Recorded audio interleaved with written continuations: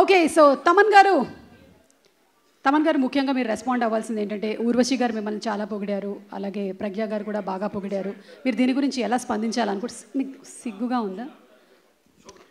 ఇది first time లైఫ్లో జరుగుతుంది. సో దీనికి ఈ స్పందించడానికైనా నిందించడానికి ప్రశాంతంగా ఉంది, అది better. First of all Daaku యాక్చువల్గా ఈ సినిమాకి వేరే లెవెల్గా ఇంకో విధంగా ఈ సినిమాని మనం దీన్ని నిలబెట్టచ్చు. అంటే నిలబెట్టడం అంటే ప్రమోషన్ సైడ్. ఎందుకంటే వీళ్ళు చేసుకున్న ఒక వరల్డ్, ఈ డాకు అని వీళ్ళు క్రియేట్ చేసుకున్న ఒక వరల్డ్ చాలా గొప్పది. ఆ వరల్డ్కి ఉండే ఒక ఇష్యూ చాలా చాలా గొప్పది.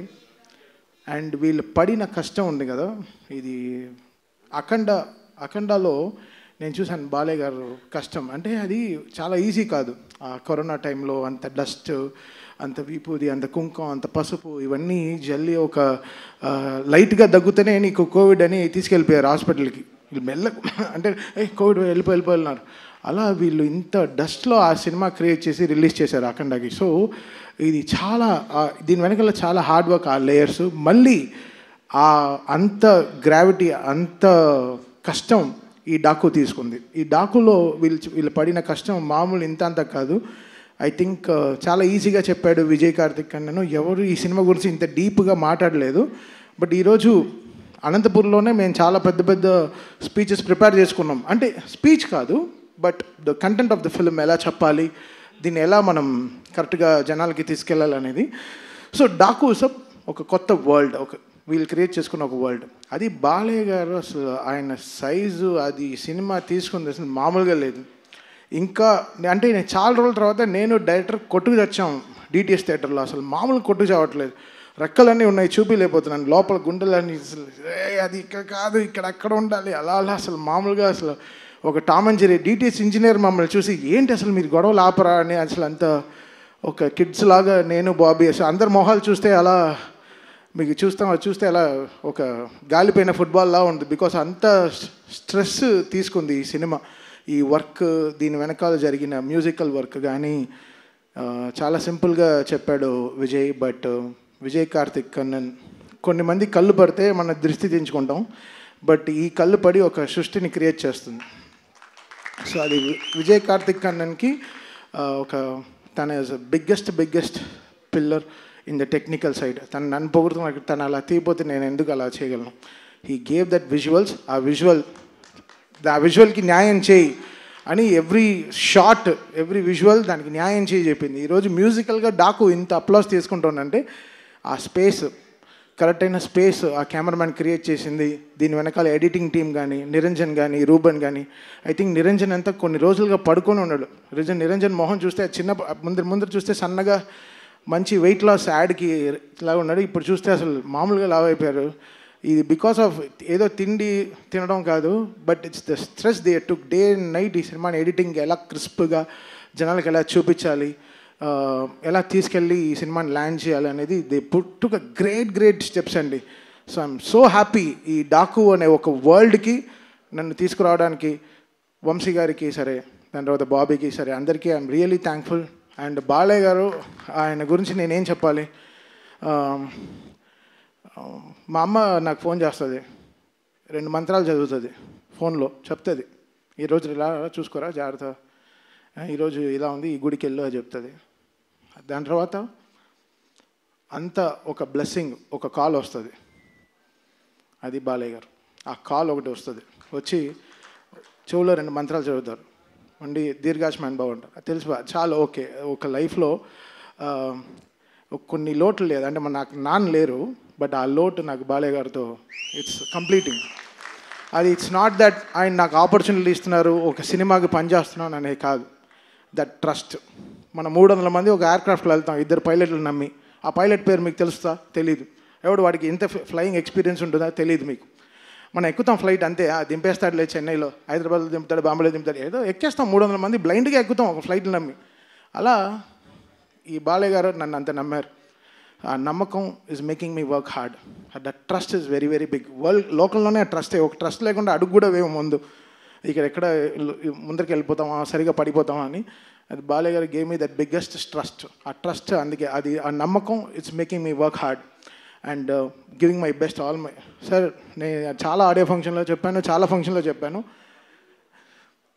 బాలయ్య గారు అంటే ఇట్ విల్ బీ 100% అంతే. స్పీకర్లు కాలిపోతే కాలిపోయి, నాకు సంబంధం లేదు, అది కాలుతాయి అంతే, దానికి ప్రిపేర్ అవ్వండి అంతే. బాలయ్య గారి సినిమా వస్తే మీరు అందరూ రెడీ అవ్వండి. అంటే ఫ్లైట్ టేక్ ఆఫ్ అవ్వాలంటే సీట్ బెల్ట్ చేసుకోమంటారు, బాలయ్య గారు నాది సినిమా వస్తే స్పీకర్లు రెడీగా పెట్టుకోండి, మేమేం చేయలేము అంతే. అది అది అది అది అది ఇది ఏదో వార్నింగ్ కాదు, సినిమాలో హై ఉంది, సినిమాలో హై ఆయన ఇస్తున్నాడు. నాకు తెలియట్లేదు, చూస్తే చేతులు కట్టు కూర్చున్నాం, కొట్రా సరిగా ఇట్స్ గివింగ్ దట్ స్పేస్. అని సినిమాలో అసలు బాబీని నేను కొత్త బాబీని చూశాను. బాబీ ఒక లీప్. ఈ సినిమాతో బాబీ విల్ బీ అసలు ఆల్రెడీ ఎక్కడో ఉన్నాడు, చాలా పెద్ద సక్సెస్ ఇచ్చాడు మా చిరంజీవి గారికి. మళ్ళీ ఈ సినిమా వాల్టర్ వీరయ్యతో చాలా సక్సెస్ ఇచ్చాడు. బట్ ఈ సినిమా బాబీ విల్ తను ఎవడెవడు నోరు మూయించాలో అందరిని నోర్లు మూయిస్తాడు డెఫినెట్గా. ఎందుకంటే బాబీ ఈ సినిమాకి జనరల్గా బాబీ ఎక్కువ కష్టపడితే ఆ ఫేస్లో తెలియదు, ఆ ఫేస్ అంత గార్జియస్ ఫేస్. ఇప్పుడు చూస్తే పాపం రెడ్ కళ్ళతో ఏదో గ్లిసరిన్ వేసుకొని చక్కగా, ఇవన్నీ మా గొడవల వల్లే. ఆ రెడ్ కళ్ళు పొద్దున్నుంచి ఇద్దరు బీపీతో చచ్చిపోతున్నాను. నేను 2 టాబ్లెట్లు వేసుకున్నాను, తను 2 టాబ్లెట్లు వేసుకున్నాడు, ఇద్దరం కొట్టుకు చేస్తున్నాం డిటిఎస్ థియేటర్లో క్యూబ్ అన్ని కాపీలు చూసుకుంటూ.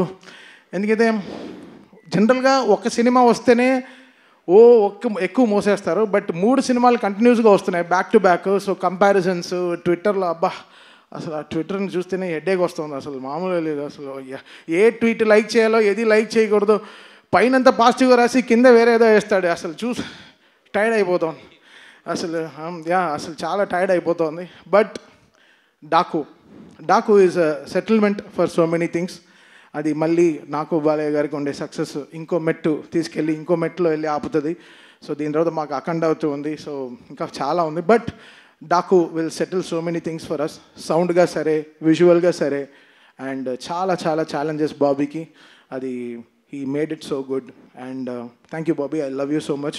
మీరు బాబీ, నేను ఈ అనంతపూర్ ఇది ఎందుకు క్యాన్సిల్ అయిందో నాకు తెలియదు కానీ, బట్ తోడ కొట్టుకుని మేము ఒక సక్సెస్ ఫంక్షన్ అయితే తప్పకుండా చేస్తాం. ఆ ఫంక్షన్ మళ్ళీ అనంతపూర్లోనే చేస్తాం డెఫినెట్గా, మిస్ అవ్వదు. And we will make it very very big for Balayya garu again. And technical టీమ్గా చాలా స్ట్రాంగ్గా మేము we are very very strong about this film. మీరు చూస్తారు బాబీ ఏంటో మీకు Jan 12th తెలుస్తుంది. And finally coming to Vamsi. Vamsi అంటేనే, వంశీ ఫోన్ వస్తేనే అది ఒక థ్రిల్లింగ్గా ఉంటుంది. ఎప్పుడో ఒక బ్రేకింగ్ న్యూస్ వస్తుంది, లేకపోతే ఒక షాకింగ్ న్యూస్ వస్తుంది, లేకపోతే ఏదో వస్తుంది, ఏదో ఒక బలం అని చెప్పచ్చు. Vamsi stood up like a pillar. Aravinda Sametha నుంచి అలా వైకుంఠపురం, భీమ్లా నాయక్, గుంటూరు కారం, నవ్వు ఇప్పుడు ఆయన దీంట్లో డీజే టెల్లు చేశాను, ఇప్పుడు this Daaku. Such a been a pillar in my entire career. Vamsi is such a great person. తను హీ గేవ్ చాలా సాలిడ్ సపోర్ట్ ఇచ్చాడు నా క్యారియర్కి.